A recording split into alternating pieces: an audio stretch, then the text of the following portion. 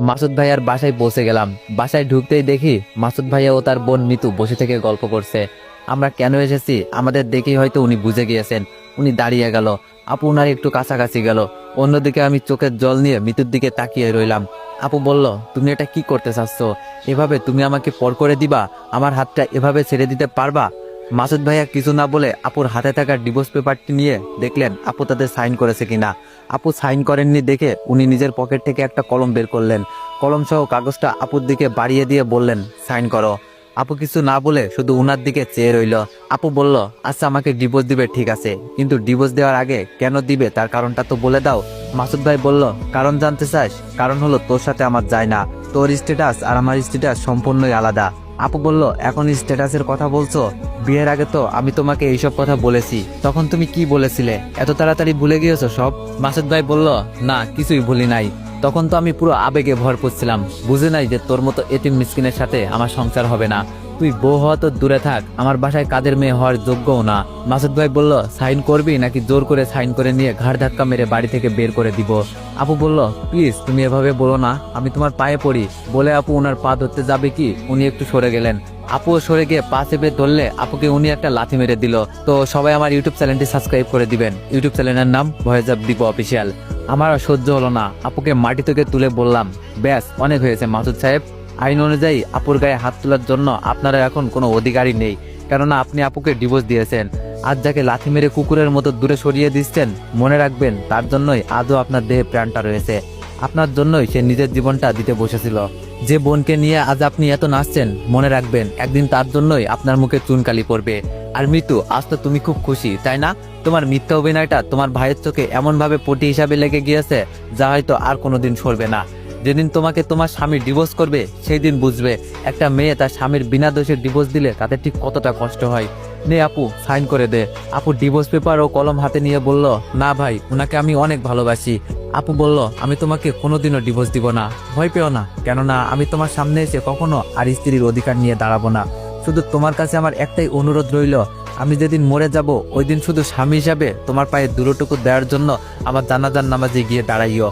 চল ভাই। আমি বললাম, মাসুদ সাহেব যাওয়ার আগে একটা কথা বলে যাচ্ছি, ওই দিন সত্যি সবটাই আপনার বোনের সাজানো নাটক ছিল। আর হ্যাঁ, একদিন এই এতিম মিসকিন আর এতিম মিসকিন থাকবে না, একদিন ঠিকই এরা নিজেদের ভাগ্যটা লিখবে। আমরা ডিভোর্স লেটারটা নিয়ে বাসায় চলে আসলাম। এসে দেখি আব্বু বিছানায় বসে রয়েছেন। আপু আমি গিয়ে আব্বুর দুই পায়ের দুই পাশে বসলাম। আব্বু বলল, কি হয়েছে বাবা তোদের? আপু ডিভোর্স লেটারটা আব্বুকে দিল। উনি পড়ে দেখে কিছুক্ষণ চুপ করে থেকে বললেন, বাবা এইসব ধনী মানুষেরা আমাদের মতো মানুষদের সাথে শুধু স্বার্থের জন্যই মেশে, যেমনটা আমাকে ওই দিন ফাঁসিয়ে তোদের থেকে আলাদা হতে বাধ্য করেছিল। তোরা বাসায় নেই দেখে ভাবলাম রান্নার কাজটা সেরে ফেলি। নিজের হাতে রান্না করেছি, চল তোদের দুজনকে আমি আজ নিজ হাতে খাওয়াবো। আব্বু রান্না করেছে শুনে আমি কিছুটা অবাক হলাম। আপু না খেতে চাইলেও আমার আব্বুর জোরাজোরিতে রাজি হয়ে গেল। আব্বু আমাকে আপুকে খাইয়ে দিচ্ছে। প্রথমবার খাবারটা মুখে দিতেই এতটা স্বাদ লাগলো যে আমি অবাক হয়ে ভাবতে লাগলাম, আব্বু এত সুন্দর রান্না পারেন। এভাবেই বেশ কিছুদিন কেটে গেল। আব্বু এসে একদিন বলল, তুই কলেজে যাস না, তাই প্রতিদিন এই অনু নামের একটা মেয়ে এসে আমার কাছে কলেজে কেন যাস না জানতে চাই। আজ এসে বলল তোদের পরীক্ষা নাকি আর বেশি দিন নেই, কাল থেকে তুই কলেজে যা। আমি বললাম, আব্বু আমি আর পড়াশোনা করব না, আপু আমি তুমি আমাদের ওয়ার্কশপে কাজ করব। আপু বলল, না ভাই পড়াশোনা বাদ দিস না, তুই বরং পড়াশোনার পাশাপাশি একটু আমাদের সাথে থাকিস, তাহলে আব্বু আর আমি সব পারবো। আমি বললাম, আচ্ছা তাহলে কাল থেকে আমি কলেজে যাব। কিন্তু কাল আপু আমাকে আর তোকে থানায় এসআই সাহেব ডেকেছেন, আব্বুর মামলার বিষয়ে কিছু কথা বলবেন। আমি সন্ধ্যায় অনুর বাসায় রওনা দিলাম। অনুর আব্বুর জন্য নিচে সোফায় বসে আছি। উনি আসলে বললাম, স্যার আমি অনুর বন্ধু, একটা দরকারে আপনার কাছে এসেছি। অনুর আব্বু বলল, ও আচ্ছা, অনু তো বাসায় নেই, ওর বান্ধবীর বাসায় গিয়েছে, বলো কি খাবে? আমি বললাম, না স্যার আসলে আমার দরকারটা। অনুর আব্বু বলল, সেটা তো শুনবই। উনি একজনকে ডেকে নাস্তার জন্য কিছু নিয়ে আসতে বললেন। নাস্তা খেতে খেতে বললেন, বলো কি দরকার? আমি বললাম, আসলে অপু শহর কয়েকজন বন্ধু আমার বোনকে ইফটিজিং এর দায়ে জেলে যে কেসে আটকে আছে, আমার আপু ওই কেসটা উইথড্র করবেন। অনুর আব্বু বলল, ও আচ্ছা তাহলে কাল সকাল 9টায় তোমার আপুকে থানায় এসে একটা কাগজে সই করে দিয়ে যেতে বলো, তাইলেই হবে। আমি বললাম, আচ্ছা তাহলে যাবো থানায়। নাস্তা খেয়ে বাসা থেকে বের হয়ে রাস্তা দিয়ে বাসায় আসছি। হঠাৎ অনু আমাকে দেখে গাড়ির ব্রেক করে, গাড়ি হতে নামলো। অনু বলল, আরে আবির কোথায় হারিয়ে গিয়েছিলে তুমি? অনেকদিন ধরে কলেজে আসো না যে? আমি বললাম, এমনি যাই না। অনু বলল, এমনি মানে কি হয়েছে বলো? আমি বললাম কিছু না, কাল থেকে আবার কলেজে যাব, এখন আমি যাই, আমার কিছু কাজ আছে। অনু বলল, ও চলো তাহলে আমি তোমাকে এগিয়ে দিয়ে আসি। আমি বললাম না, তুমি বাসায় যাও বলে আমি চলে আসলাম। অনু গাড়ির পাশে আমার দিকে তাকিয়ে রইলো। পরের দিন আপুকে থানায় নিয়ে গিয়ে একটা কাগজে সই করতে বললাম।